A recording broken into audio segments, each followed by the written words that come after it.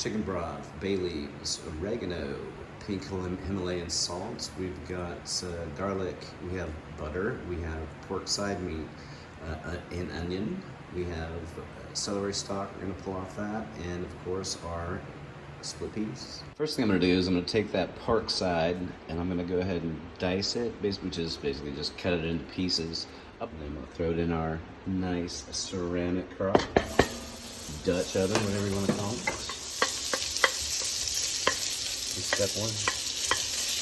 Here we have 2 bay leaves, 2 teaspoons of oregano, a half teaspoon of salt, and a half teaspoon of pepper. We got our garlic, our onion, and our celery. I've hooked up the peas there.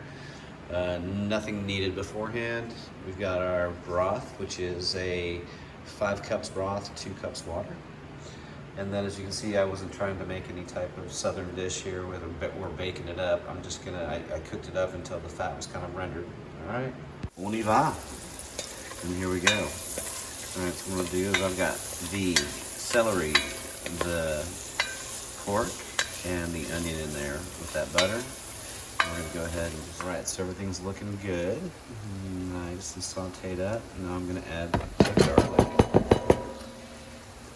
Let that garlic mixed up and go ahead and let it fragrance for about 30 seconds. We're ready to go with the garlic. And I'm gonna add the broth.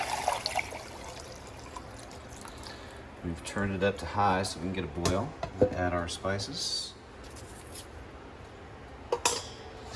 And we're going to add the peas. And mix that all together. We're going to get it to a boil. And then we're going to bring it down to a nice simmer. All right, we brought it to a boil, basically stirring as we went so things don't stick to the bottom, very important. What we're going to do now is we're going to cover,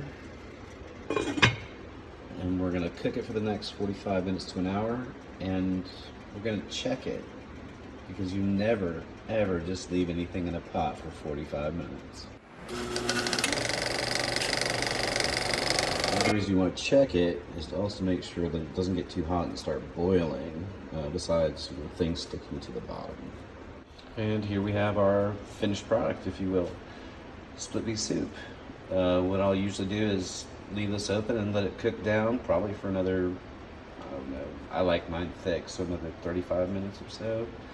You know, keeping up with the stirring and all that good stuff, and hope you enjoy.